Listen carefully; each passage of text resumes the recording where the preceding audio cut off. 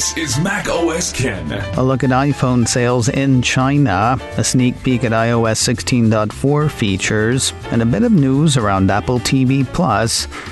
It is Friday, the 17th of February, 2023. I'm Ken Ray, and this is news from macOS Ken, brought to you by yours truly and supported by people like you, patrons through Patreon. Find out more and add your support at patreon.com/macOSCan. The end of COVID restrictions plus Lunar New Year celebrations equaled a pretty good January for iPhone in China. Counterpoint Research issued iPhone numbers for the first month of the year in the Middle Kingdom. The overall numbers for smartphones are actually a bit strange. According to the firm, January 2023 numbers are about the same as January 2022. However, this is seen as a really good start for the year since January 2022 was the best month for smartphone sales in China all last year. The rest of the year was rocked by the occasional COVID lockdown. With those apparently in the rearview mirror, Counterpoint thinks smartphone sales in China should recover to positive growth this year, though that'll be in the low single digits in the firm's estimation. Not that everyone agrees. Counterpoint's own release says some cynical smartphone watchers see the January numbers as a function of pent-up December demand, plus the early Lunar New Year. That said, Counterpoint counters that those factors helped clear out inventory and ignited the discussion on whether the stagnant market will finally bottom out and rise in 2023. The Tinkerbell principle as I live and breathe. Let's get to the iPhone part, which is small. Quoting Counterpoint, Apple remained China's biggest OEM in January in terms of sales share, and its sales increased about 6% year-on-year, according to preliminary data from Counterpoint Market Pulse Service. Pent-up demand and a holiday season almost definitely played a part in that. To see whether it continues, and we'll check in again in about a month. Well into their respective runs, Apple has released the first install numbers for iOS and iPadOS 16. 9to5Mac had the Cupertino company laying out the numbers on its developers site. According to the company, iOS 16 is powering 81% of compatible devices made in the last 4 years. Broaden that to all devices running iOS, and you're still looking at a sizable majority. 72% of active iOS devices are running iOS 16. something by Apple's account. Now, iPadOS is a crazy different story.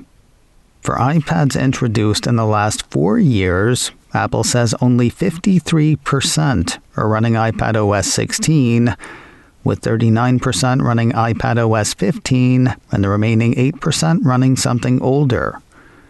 Widen out, and the numbers are actually pretty similar.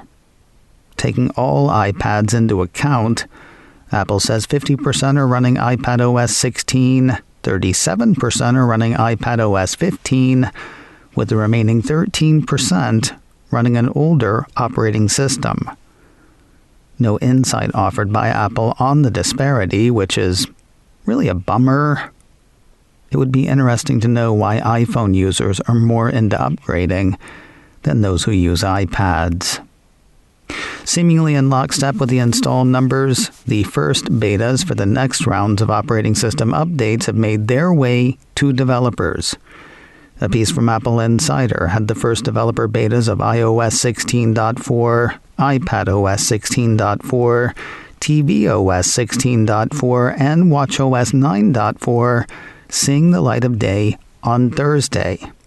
Meanwhile, a piece from Mac Rumors said the same for macOS Ventura 13.3. Since nobody prints the non-disclosure agreements, you can't really say the NDAs aren't worth the paper they're printed on. Easier to say, we are hearing a lot of stuff that we technically aren't supposed to. NDAs aren't worth the breath it takes to break them, maybe. Since they are developer betas, we will start with the development for developers. A piece from Mac Rumors says the 16.4 betas of iOS and iPadOS let those folks turn on developer betas directly from the software update section in the Settings app. That eliminates the need to install a profile from the Developer Center, according to the report, making the whole process easier. Next up, a tool for developers that suddenly makes what's been happening on my desktop make sense. You know how just about every site you visit asks if you want to turn on notifications?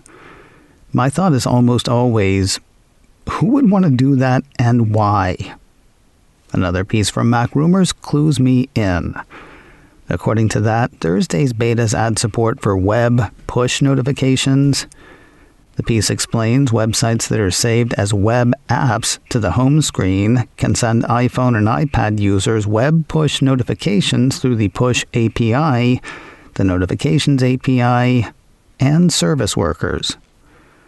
That assumes the user is given the green light for such notifications. I'm not sure that that's 100% the same as what's being asked on the desktop, though. Thinking of web pages as web apps made the constant question seem less silly. There seems to be a slew of new features coming to Apple Podcasts in the updates. Mac Rumors again? Yeah, why not? The site lists a few podcast-centric changes on the way. They include a new channels menu, changes to the Up Next queue, ways to get a better handle on unheard and early access content, and improvements to podcast integration with CarPlay. You can find out more about what's in store on Apple's site for podcasters at podcasters.apple.com. Looks like the HomeKit architecture upgrade is headed back our way. Introduced in iOS 16.2, the update to the Home app was pulled pretty quick after a big number of bugs were spotted. The piece from Mac Rumors says Home Upgrade Available is now showing as an option in the iOS 16.4 beta. There are also said to be signs of life for the Apple Cash High Yield Savings Account. Announced in October, yet another piece from Mac Rumors says code in iOS 16.4 has references to routing and account numbers, current balance, interest earned, data management, funds available for withdrawal, and more. The way the site sees it, the groundwork is being laid. If a mark of classical music is its age, Apple's classical music app will stand with the most aged among them, assuming we ever hear it. A piece from 9to5Mac says the developer beta for iOS 16.4 brings interface tweaks to Apple Music and no sign of Apple Classical. Well, none but the internal mentions that were already floating in the code. Last of the new features for the day, a part that is always my favorite and among my least used, but I love them anyway. TechCrunch says the iOS 16.4 beta brings with it 31 new emoji. Headed to the modern-day hieroglyphs are hearts in pink, blue, and gray, a hand pushing to the left, a hand pushing to the right, a shaking face, a moose, a hair pick, a pea pod, and several others. No, I will never use most of them, but just being able to gives me a serious amount of joy. Movie and TV news for Apple TV Plus, starting with a reminder about 2 titles hitting today. The Billy Crudup series, Hello Tomorrow, starts today. That's the retro future dramedy about folks selling timeshares on the moon. The first 3 episodes should be streaming now. Also hitting today, the neo-noir thriller Sharper. Julianne Moore, Sebastian Stan, and John Lithgow headline the film about big money, a big con, and it's hard to say how many other cons. That film should also be streaming now. Looking ahead a few weeks, you can add another show to Apple's all of a sudden Wednesday lineup. Apple's video streamer issued a press release Thursday announcing a release date for the series, The Big Door Prize. Based on the novel of the same name, the release says The Big Door Prize tells the story of a small town that is forever changed when a mysterious machine appears in the general store, promising to reveal each resident's true life potential. Chris O'Dowd leads the cast. The first 3 episodes of The Big Door Prize hit Apple TV Plus on Wednesday, the 29th of March.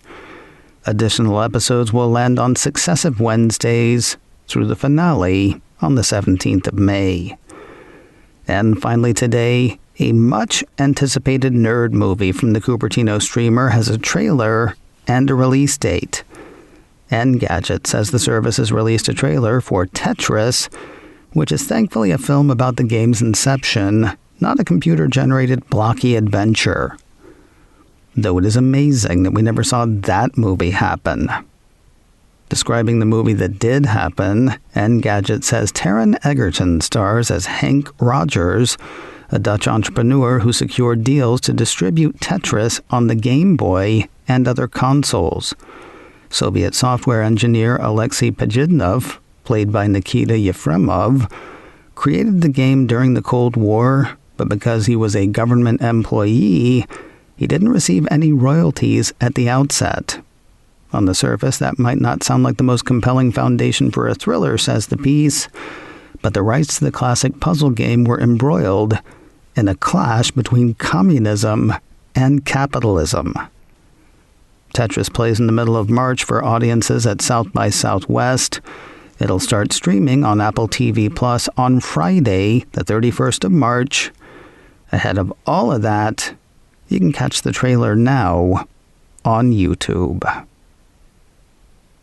Today on the Mac Observer's Daily Observations podcast, Apple's OS adoption numbers piqued my interest, especially the parts about iPad. TMO managing editor Jeff Butts kicks those numbers around with me. Plus, Jeff dives into AI and Apple's Neural Engine.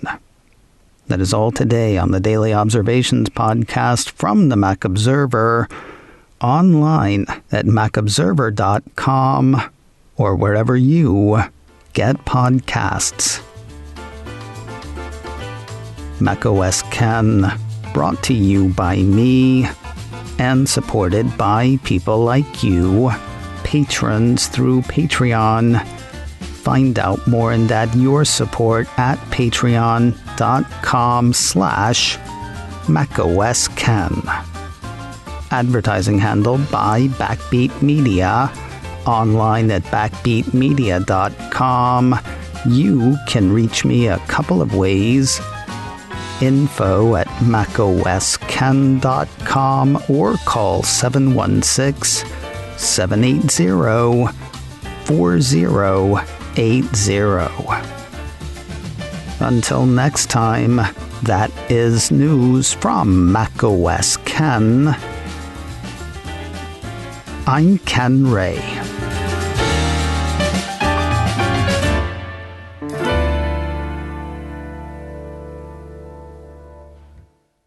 Ciao.